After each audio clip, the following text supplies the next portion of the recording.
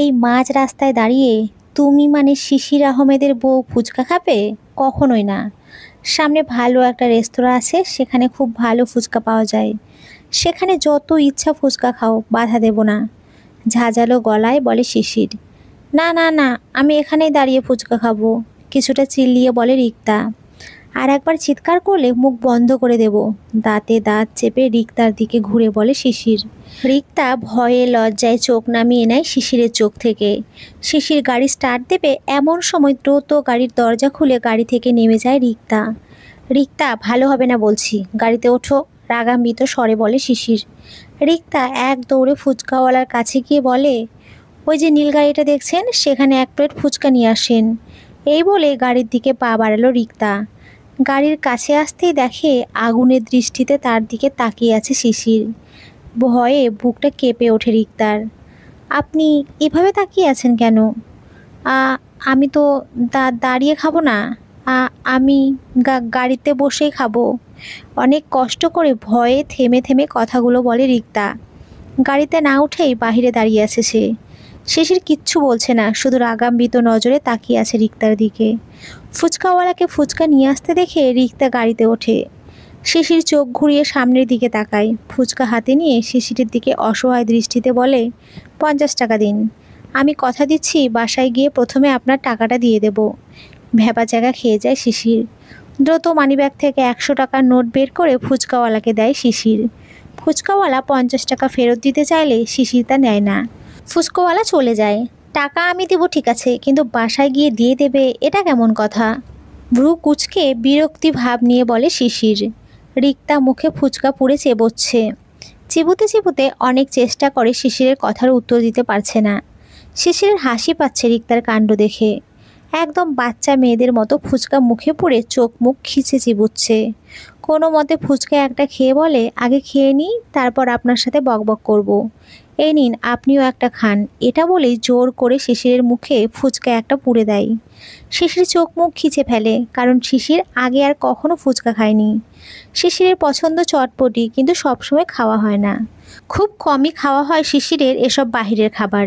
শিশির ঝাল খেতে পারে না, কিন্তু ফুচকাতে অনেক ঝাল ছিল, যার কারণে শিশিরের চোখ মুখ লাল হয়ে গেছে, হেঁচকি উঠে গেছে। সে গাড়িতে রাখা পানির বোতল নিয়ে ঢক ঢক করে পানি খেয়ে ফেলে। রিক্তা হাঁ হয়ে তাকিয়ে থেকে হেঁচকি তুলে নাক টেনে টেনে বলে, আপনি সব পানি খেলেন কেন? এখন আমি কি খাবো? আর একটা বোতল আছে, ঝাল যখন লাগে তবে এসব ছাইপাশ খাওয়ার দরকার কি? চোখ বন্ধ করে সিটের সাথে গা ঠেকিয়ে বলে শিশির। আর রিক্তা আছে ফুচকা খাওয়ায় ব্যস্ত। খাওয়া শেষে রিক্তা হাত দিয়ে হালকাভাবে ধাক্কাতে থাকে শিশিরকে। শিশির হঠাৎ চমকে ওঠে, কারণ শিশিরের চোখে ঘুমের রানী ভর করেছিল। অল্প সময়েই চোখ খুলতে ইচ্ছে করছে না, তবুও মিটিমিটি করে চোখ খোলে শিশির। কি হয়েছে আবার?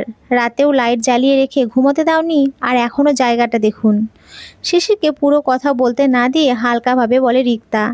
শিশির চারপাশটা ভালো করে পর্যবেক্ষণ করে, তারপর নড়ে চড়ে বসে। শিশির গাড়ি স্টার্ট দেবে তখনই মলিন ফেস করে রিক্তা বলে, পানি খাবো। এতক্ষণ রিক্তা প্রচুর হেঁচকি তুলছিল আর নাক টানছিল ঝালে, কিন্তু শিশির ঘুমের ঘুরে থাকায় তা লক্ষ্য করেনি। শিশির রিক্তাকে পানি দিয়ে গাড়ি স্টার্ট করে। রিক্তা পানি খেতে খেতে আর চোখে শিশিরের দিকে তাকায়। চোখ এড়ায়নি শিশিরের, মুচকি হাসে শিশির।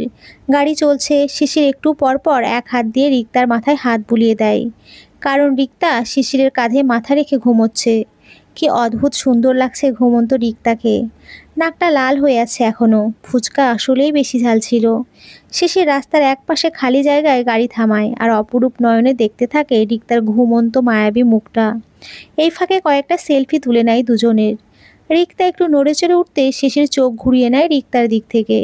শিশির গাড়ি স্টার্ট দিতে জেগে ওঠে রিক্তা। রিক্তা হঠাৎ হকচকিয়ে যায়। নিজের মাথা শিশিরের কাঁধে রেখে দ্রুত নিজের জায়গায় গিয়ে বসে যায় রিক্তা। এত অবাক হওয়ার প্রয়োজন নেই, তুমি ঘুমোচ্ছিলে। জানালা দিয়ে মাথা বাইরে চলে যাতে না যায়, তাই আমার কাঁধে রেখেছি তোমার 50 কেজির মাথাটা। ড্রাইভ করতে করতে বলে শিশির। কি? আমার মাথা 50 কেজি? এত বড় অপমান! কে বলেছে শুনি আপনাকে? আমার মুন্ডু থুক্কু মাথাটা নিজের কাঁধে নিতে। শিশির রিক্তাকে উত্তেজিত দেখে হাসে, কিছু বলে না। এই যে এখন আবার কুটকুট করে হাসেন কেন? কিছুটা চিল্লিয়ে বলে রিক্তা। বলবো, আগে কুটকুটের মিনিংটা বোঝাও আমায়। এত বড় গাবলা ছেলে কুটকুট চেনে না এখনো। ভেবাচাকা খেয়ে যায় শিশির।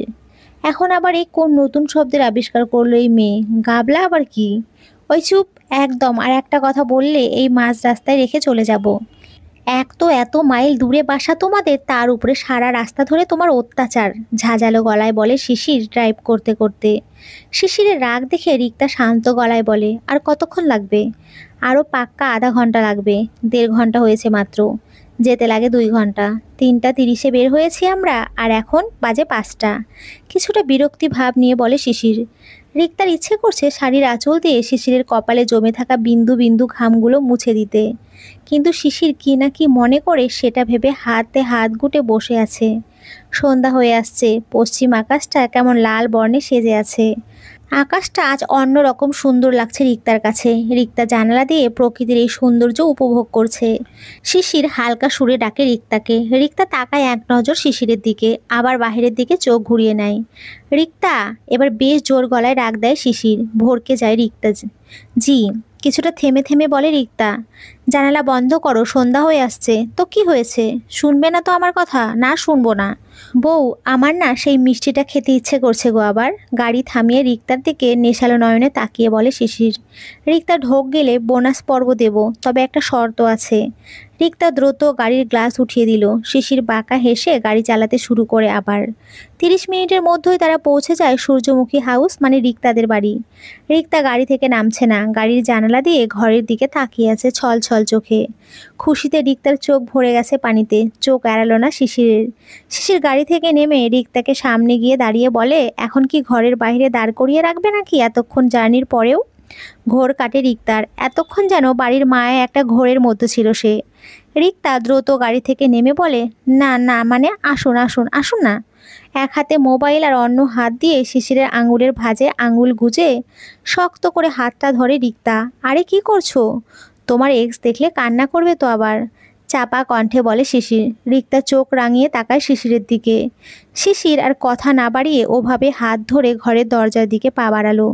কলিং বেল বাজিয়ে দরজার সামনে হাসি মুখে দাঁড়িয়ে আছে দুজনে। রেহেনা ইসলাম দ্রুত এসে দরজা খুলে জামাই আর মেয়েকে দেখে মুচকি হাসেন। আসসালামু আলাইকুম আন্টি। ওয়ালাইকুম আসসালাম। বাবা এসো, ঘরে এসো বাবা, হাসি মুখে বলেন রেহেনা ইসলাম। এইদিকে রিক্তা রাগে দুঃখে দাঁড়িয়ে দাঁড়িয়ে ফুঁসছে। মাত্র 17 ঘন্টা হয়েছে এই বাড়ি থেকে গেছি আমি, এরই মাঝে ভুলে গেছে সবাই আমায়। বাহ বাহ।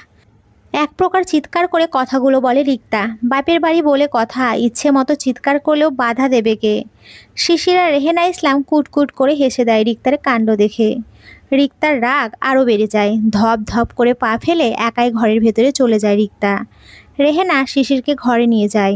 যাও বাবা, ফ্রেশ হয়ে আসো, অনেক দূরে জার্নি করে এসেছো। জি আন্টি, এটা বলে শিশির এদিক সেদিক তাকায়।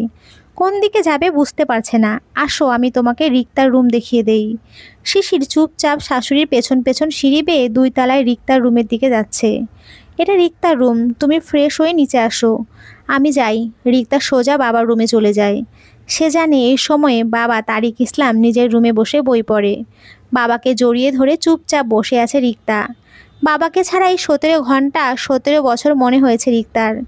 একটু বেশি ভাব বাবার সাথে রিক্তার। রেহেনা ইসলাম রুমে প্রবেশ করতে করতে বলে, বাবা মেয়ের রং ঢং হয়ে গেলে ফ্রেশ হয়ে আয় এবার। দেখেছো বাবা, আম্মু আমাকে একবারও জড়িয়ে ধরেনি, আবার এখন তোমার সামনেই শক্ত গলায় কথা বলছে। বাবার গলা জড়িয়ে ধরে আহ্লাদি সুরে বলে রিক্তা। তারিক ইসলাম মুস্কি হাসলেন। রেহেনা হাসতে হাসতে জড়িয়ে ধরে মেয়েকে। ফুফিয়ে কেঁদে ওঠে রিক্তা। রেহেনা নিজের কান্না লুকিয়ে রিক্তার মাথায় হাত বুলাতে বুলাতে বলে, আরে পাগলি মেয়ে, কাঁদছিস কেন? বিয়ের পর সব মেয়েকে শ্বশুর বাড়িতে যেতে হয়। যা এবারে ফ্রেশ হয়ে নিচে আয়, আমি খাবারের আয়োজন করছি। চলে যায় রিক্তা। রেহেনা বলে, বড় হলেও এখনো বাচ্চামো গেল না মেয়েটার। তারিক ইসলাম চোখের মোটা চশমাটা খুলে বলে, ছেলে মেয়ে যতই বড় হোক না কেন, বাবা মায়ের কাছে সে বাচ্চাই থেকে যায়। রেহেনা ইসলাম বলে, মন্দ বলনি। শিশির কিছুক্ষণ চুপ করে দাঁড়িয়ে থেকে রুমে প্রবেশ করতে এক গাদা ছেলে মেয়ের আওয়াজ শুনতে পায়। ওয়েলকাম জিজু, ওয়েলকাম। ভড়কে যায় শিশির। সবাই শিশিরকে হাত ধরে টেনে বিছানায় বসায়। তারপর শিশিরের চারপাশে গোল হয়ে বসে পড়ে সবাই। একে একে সবাই শিশিরকে পরিচয় দিতে লাগলো। সবার আগে রিক্তার ছোট বোন রূপা বলে, জিজু আমি রূপা, এখানে আমি আসল আর বাকি সবাই নকল। সবাই হো হো করে হেসে উঠল রূপার কথায়, কিন্তু শিশিরের মুখে হাসি নেই। সে বুঝেই উঠতে পারছে না কি হচ্ছে এসব তার সাথে। আমি সীমা, রিক্তার চাচাতো বোন। আমি রিনা, রিক্তার ফুফাতো বোন। আমি শান্তা, রিক্তার খালাতো বোন। আমি শাহিন, রিক্তার চাচাতো ভাই। আর এরা সবাই তোমার শালি, শুধু আমিই শালা। আবারও সবাই হো হো করে হাসতে লাগলো। এবার শিশিরেরও বেশ হাসি পেল, কিন্তু এ সময় শিশির বড্ড ক্লান্ত, অনেকক্ষণ ড্রাইভ করেছে কিনা। রিক্তা রুমে প্রবেশ করতেই অবাক। এ কি অবস্থা হলো তার রুমের! চোখগুলো বড় বড় রসগোল্লার মতো হয়ে গেছে রিক্তার। অসহায় ফেস করে রিক্তার দিকে তাকিয়ে আছে শিশির, চোখ এড়ালো না রিক্তার। রিক্তাকে দেখে সবাই দৌড়ে এসে জড়িয়ে ধরে। রিক্তা সবার থেকে নিজেকে ছাড়িয়ে কোমরে হাত দিয়ে বলে, এবার যা, বের হ আমার রুম থেকে। একদিন এই রুমটাকে খাট্টাস বানিয়ে দিয়েছোস তোরা। এবার যাওয়ার সময় তালা দিয়ে যেতে হবে দেখছি। এটা বলে রিক্তা ঠেলে ঠুলে সবাইকে রুম থেকে বের করে দরজা আটকিয়ে দেয়। দরজা আটকালে কেন? অবাক চোখে জিজ্ঞেস করে শিশির। যাতে ওরা আবার না আসতে পারে। আপনি ফ্রেশ হয়ে আসুন, আম্মু অপেক্ষা করছে। হব তো ফ্রেশ, কিন্তু তার আগে কেমন যেন নেশালো গলায় বলে শিশির। রিক্তার বেশ ক্লান্ত লাগছে, সে কিছু না বলে চুপচাপ গিয়ে বিছানায় গা এলিয়ে দেয়। শিশির গিয়ে রিক্তাকে জড়িয়ে ধরে শুয়ে পড়ে রিক্তার পাশে। কি করছেন আপনি? বউকে জড়িয়ে ধরেছি। আপনি যাবেন ফ্রেশ হতে নাকি আমি যাব আগে? যেতে দিলে তো যাবে, দুষ্টু হেসে বলে শিশির। দেখুন, দেখাও। ইতর শিশির টুস করে রিক্তার পেটে চুমু দিয়ে ওয়াশরুমের দিকে চলে যায়। রিক্তার চোখ বড় বড় করে তাকাতেই শিশির বলে, এভাবে পেট বের করে শাড়ি পরতে যেন আর না দেখি, ওয়াশরুম থেকে বের হয়ে যেন দেখি সব ঠিকঠাক। এটা বলে শিশির ওয়াশরুমে চলে যায়। হাসি পাচ্ছে খুব রিক্তার চাহনি দেখে তার। একটুতেই চোখগুলো রসগোল্লা করে ফেলে মেয়েটা। রিক্তা দ্রুত উঠে শাড়ি ঠিক করে নেয়। না জানি আবার কি থেকে কি করে বসে লুচ্চাটা, তার চেয়ে ভালো শাড়ি ঠিক করে শুয়ে থাকি। শিশির ওয়াশরুম থেকে বের হয়ে দেখে রিক্তা ঘুমিয়ে পড়েছে। শিশির গিয়ে রিক্তার পাশে বসে। ঘুমন্ত রিক্তাকে জাগাতে ইচ্ছে করছে না শিশিরের। একটা হলুদ টি শার্ট গায়ে পরে নেয় শিশির, তার সাথে কালো ট্রাউজার। চুলগুলো হাত দিয়ে ঠিক করে নিল। শালিকাদের সামনে স্মার্ট দেখাতে হবে তো। মিটিমিটি হাসছে শিশির এসব ভেবে। সে নিচে যাওয়ার জন্য পা বাড়াতেই আবার কি যেন মনে করে ফিরে এসে রিক্তার সামনে হাঁটু গেড়ে বসে রিক্তার কপালে একটা চুমু দেয়। মুখের উপরে এলোমেলো হয়ে পড়ে থাকা চুলগুলোকে খুব যত্নে গুছিয়ে দেয়। ঘুমের মধ্যেই কেঁপে ওঠে রিক্তা। শিশির যেন এক অদ্ভুত মায়ায় জড়িয়ে যাচ্ছে, যে মায়া তাকে বারবার রিক্তার কাছে আসতে বাধ্য করছে। খাবার টেবিলে সবাই আছে রিক্তা ছাড়া। রূপা ডাকতে যেতে চাইলে শিশির বলে, রিক্তা বেশ ক্লান্ত, কিছুক্ষণ ঘুমিয়ে নিক। ও গাড়িতে খাবার খেয়েছে, তাই এখন আর ডাকিনি আমি। থেমে যায় রূপা। আবার এসে শিশিরের পাশে বসে রূপা। শিশির মুচকি হাসে। রূপার বয়স 19+ হবে। বেশ জামাই আদর পাচ্ছে শিশির। মনটা ভরে গেল একেবারে। এতগুলো কিউট শালি থাকলে বউয়ের আর কি প্রয়োজন, মনে মনে হাসতে লাগলো শিশির। এরই মধ্যে রূপার সাথে বেশ ভাব জমে গেছে শিশিরের। রিক্তা হঠাৎ জেগে উঠে ফ্রেশ হয়ে নিচে আসবে রুম থেকে। বের হতেই রিক্তার হাত টেনে ধরে কেউ একজন। পেছনে তাকাতেই চোখগুলো ছলছল করে ওঠে রিক্তার। খাওয়া শেষে তারিক ইসলাম বলে, শিশির বাবা, তোমার আব্বু কল দিয়েছিল আমায়, আর বলল তোমরা নাকি তুই তুই জানিস কত মিস করেছি তোকে আমি। আমার বিয়েতেও আসলি না, যা রাগ করেছি তোর সাথে আমি।